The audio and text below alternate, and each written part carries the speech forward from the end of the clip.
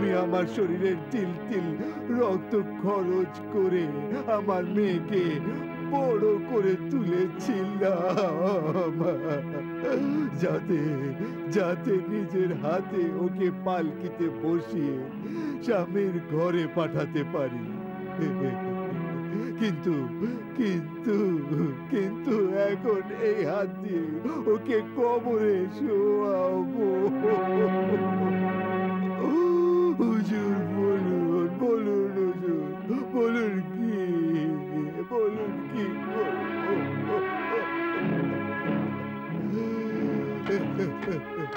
আমি কি নিজের বোনকে এই জন্য বিয়ে দিয়ে পাঠিয়েছিলাম শাহী মহলে?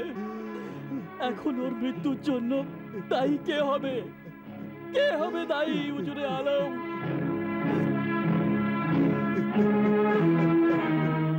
হুজুরে আলা, আপনিও কি তাই চান যে সব মা সূর্যোদয়ের সঙ্গে সঙ্গে নিজের মেয়েকে ভুলে গিয়ে তাকে মৃত্যুর কফন পরিয়ে দেবে? সব বাবা নিজের মেয়ের শোকে কাঁদতে কাঁদতে দৃষ্টিশক্তি হারাবে? সব ভাই নিজের বোনের মৃত্যুর দিন গুনুক? না না কাজী সাহেব, আমি এসব চাই না। তাহলে বন্ধ করে দিন এই অত্যাচারের কাহিনীকে।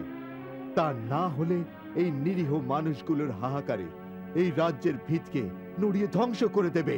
দোহাই দোহাই কাজী সাহেব, আপনার পবিত্র মুখ থেকে এরকম অপবিত্র শব্দ বের করবেন না। আমি সত্যি অসহায়। এই অসহায়তা কেন উজির? আজ মেয়েদের অস্তিত্ব এক খামখেয়ালি বাদশার পায়ের নিচে গুড়িয়ে যাচ্ছে। যে মেয়েদের অস্তিত্ব আল্লাহ তাআলা মা, মেয়ে, বোনের রূপে সাজিয়েছেন, আপনাকে সুলতানকে থামাতেই হবে উজির। আপনি জানেন হে মহান কাজী, যদি আমি সুলতানকে আটকানোর চেষ্টা করি তাহলে তাহলে ওনার ক্রোধ রাজ্যকে ছারখার করে দেবে। সুলতানের ক্রোধকে ভয় পান, আল্লাহর ক্রোধকে ভয় পান না। আল্লাহ যখন রেগে যাবেন তখন সমস্ত পৃথিবীতে ধ্বংসলীলা শুরু হবে। খোদা না করে এই মেয়েটি যদি আপনার হতো, তখনও কি আপনি এমন চুপ থাকতেন?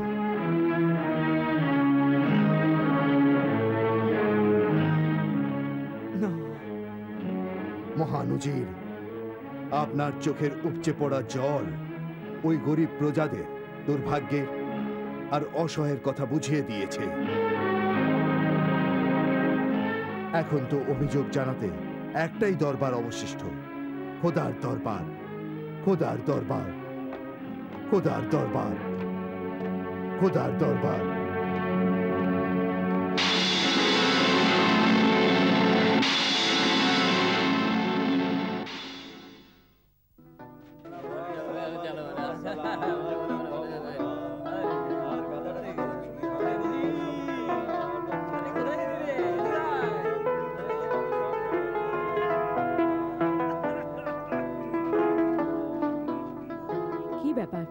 ওরা সবাই কোথায় চলেছে?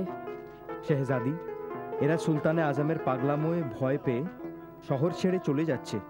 কেন, ওদের থামাবার কেউ নেই? না শেহজাদি, যেসব লোক এদের আটকাতে পারত তাদের মুখে কুলুপ আটকে রয়েছে। সর্বনাশ হোক ওই শয়তানের! আল্লাহ কখনো ক্ষমা করবে না ওকে, কখনো ক্ষমা করবে না। ওই জালিমের অবশ্যই সাজা পাওয়া উচিত। আমি ধ্বংস হয়ে গেছি, সর্বশান্ত হয়ে গেছি।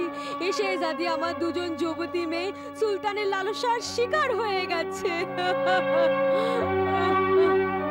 ওই শয়তান সুলতানের জন্য আমি নিঃস্ব হয়ে গেছি।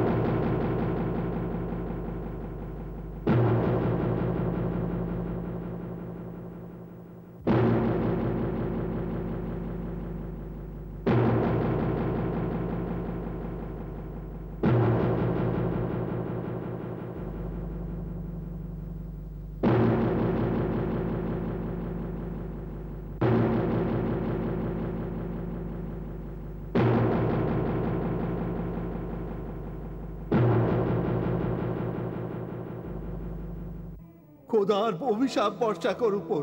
আল্লাহ কখনো ক্ষমা করবে না ওকে, কখনো ক্ষমা করবে না। জালিমকে সাজা অবশ্যই পেতে হবে।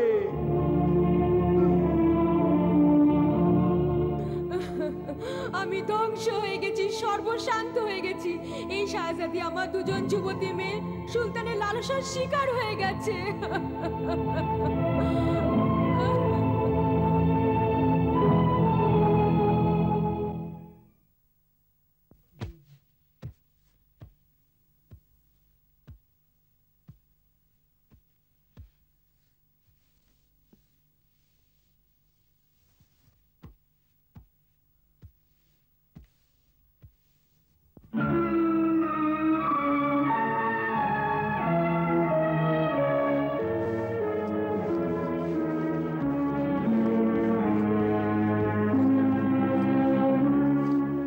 কি ব্যাপার আমার সোনামণি, এই সময় তুমি কোথা থেকে আসছো?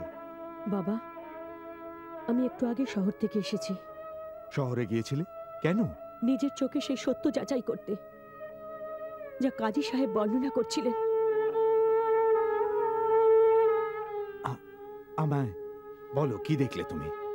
অনেক কিছু।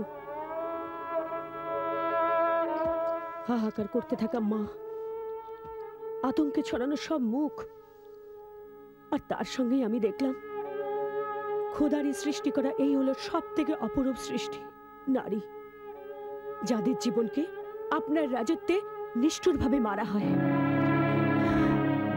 আপনার সুলতান এটাও মনে করেন যে নারীরা অত্যাচারিত হতেই জন্মেছে, জন্ম লগ্নে তারা অসহায়, তারা এই পৃথিবীর কাঁটা। উনি এটাও মনে করেন যে নারীরা শয়তানের প্রবেশের দরজা। এ তুমি কি বলছো সোনা? আমি সত্যি বলছি বাবা।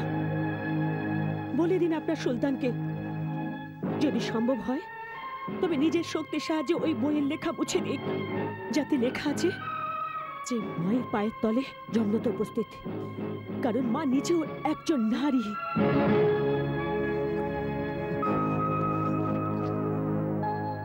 কিন্তু কিন্তু এসব কিভাবে সম্ভব? তাহলে সুলতানের অত্যাচারকে থামাতে হবে বাবা। আমাদের সুলতান বড়ই অত্যাচারী, উনি রক্তের নদী বইয়ে দেবেন। তখন আমি দুনিয়াকে মুখ দেখাবো কি করে? খোদা তাআলার কাছে কিভাবে মুখ দেখাবেন? যখন অগন্তি মেয়ের হত্যা করা হবে তখনও চুপ থাকবেন? তাহলে তাহলে আমি কি করি বল? কুরবানি। কুরবানি? ঠিক আছে, আমি আমার জান কুরবান করে দেব। না বাবা না, আপনাকে আপনার জানের থেকেও প্রিয় জিনিস কুরবান করতে হবে। হ্যাঁ? আপনার কাছে আপনার মেয়ে জানের থেকেও প্রিয় তো বাবা। হ্যাঁ সোনামণি, হ্যাঁ। তাহলে কুরবান করে দিন আমাকে, হ্যাঁ? যাতে কিয়ামতের দিনে আমি সগর্বে বলতে পারি যে আমার বাবা দোষী নয়। উনি প্রজাদের অসংখ্য মেয়েদের জীবন বাঁচাতে পারেনি বলে তিনি নিজের মেয়ের জীবনকে কুরবান দিয়েছেন। এ কি পরীক্ষা নিচ্ছ তুমি দুর্ভাগার? পরীক্ষা তো আল্লাহ তার পয়গম্বরদেরও নিয়েছিলেন বাবা। আমি তো সেখানে কোন ছাড়? আর তাছাড়া আমরা এত স্বার্থপরই বা হব কেন যে অন্যের দুঃখে খালি আফসোসই করব আমরা? কিন্তু যখন নিজের সময় আসবে তখন পাকাবে। না সোনা, না।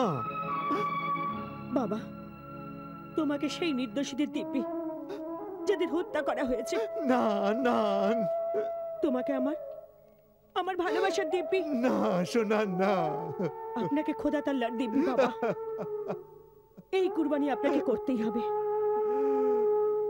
আমার পয়গাম সুলতানের কাছে পৌঁছে দিন।